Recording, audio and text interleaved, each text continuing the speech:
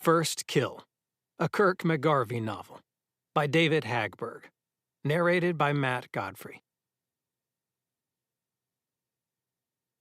For Laurel, as always. We must know what we are talking about, and the only way to know is to have lived and loved and cursed and floundered and enjoyed and suffered. I think I don't regret a single excess of my responsive youth. I only regret in my chilled age certain occasions and possibilities I didn't embrace. Henry James. Introduction. Kirk McGarvey first appeared in Without Honor, published in 1989. In that novel and in several others, I alluded to his first kill, the first assignment in which he carried out an assassination. Macri dela, wet work, the spilling of blood, as the KGB called such actions, or black ops, the CIA's term. I've been asked a number of times to go back to when McGarvey was just starting out with the company and tell the story of his first black op, how it developed, how it turned out, and how it deeply affected the rest of his life, and ultimately, the price just about everyone close to him paid. In this story, Mac is young and inexperienced, so cut him a little slack. After all, it was his first kill. Prologue. Driving through the night from Santiago, Chile to the coast, Army Brigadier General Matias Varga was not worried, nor was he in any particular hurry, though he'd been warned that someone from the CIA would be coming to assassinate him, for operating outside what were considered the norms of decent human behavior, for crimes against humanity, for executions without trials, for torture, hangings, beheadings, whippings, even the burnings of those still alive. Sometimes he would wake in the night hearing the screams in his dreams. But there'd never been regrets, only a sense of enjoyment that neither he nor his wife Karina ever found odd. At 43, Varga was a lean man with thick black hair, an angular face, and thin lips that never smiled. It was said that his wide black eyes could bore into a soul of a man where the truth of crimes against the state existed. If the accused denied the charges, Varga would find them guilty, just for the pleasure of knowing that they would be executed. One of Pinochet's bright boys, Felipe Torres, who was the deputy director of DINA, the Directorate of National Intelligence, had called him at noon for lunch at the military academy, where the little puta had told him that the CIA was sending someone for him. "How do you know this?" Varga had asked, careful to keep his tone neutral. He'd felt no fear. In his entire life, he'd never known the emotion. But Torres was an important man. "We have our sources." "Reliable?" Torres smiled and dabbed his lips and pencil-thin mustache with his napkin. Like a lot of people in the regime, the deputy director had come from humble stock. His father had been a cowboy, and his mother had worked in the ranch owner's kitchen, and possibly the man's bed.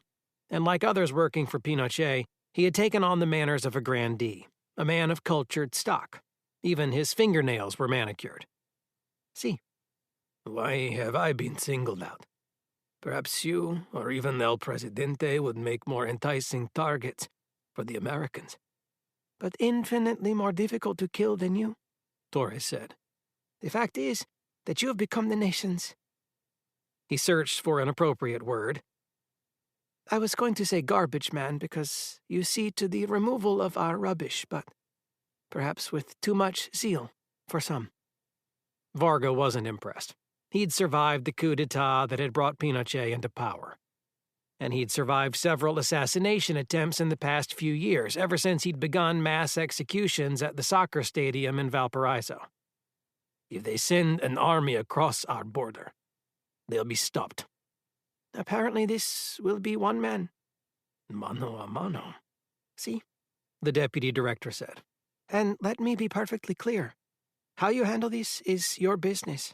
I've brought you the warning, and you understand the reasons they want you eliminated.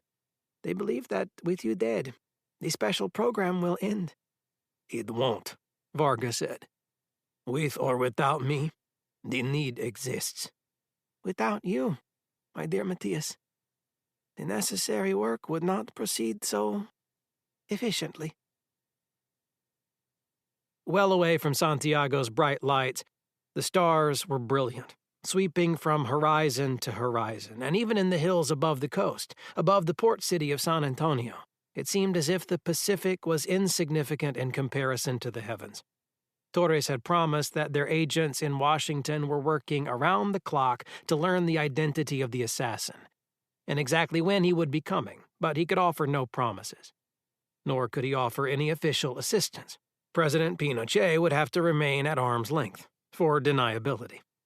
The soccer stadium where many of the executions took place was only 100 kilometers from Santiago, but the president had not been to Valparaiso in at least 1 year. Arm's length enough. Only one man, Varga mused, coming alone from Washington. Or perhaps he was already here.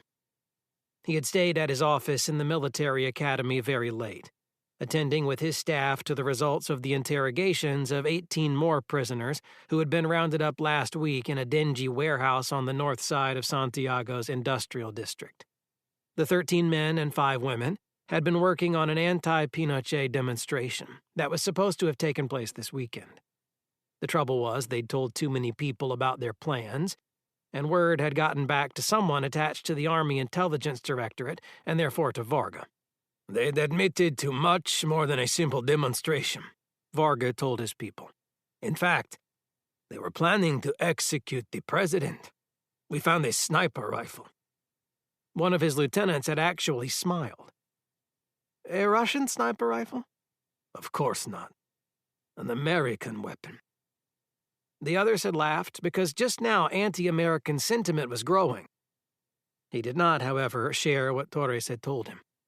It was midnight by the time he got off the nearly deserted highway and headed south along the narrow paved road that led through the hills, roughly parallel to the coast. 5 kilometers farther, a branch of the road turned east, deeper into the hills, finally dropping into a narrow valley in which his compound had been constructed in the midst of boulders, scrub brush, and hardscrabble soil 5 years ago, about the same time his extrajudicial executions had begun in earnest. Roving spotlights illuminated the razor wire coils that ran along the top of the 12-foot reinforced concrete walls.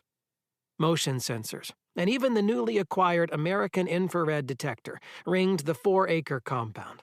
No one could get close without silent alarms sounding, which would call to arms a lieutenant and 8 men on duty, each 12-hour shift, 24/7. Their orders had been simple from the beginning. Shoot to kill any person or persons unknown to the officer on duty. No warning shots, no attempts to wound or capture would be made against the assailants.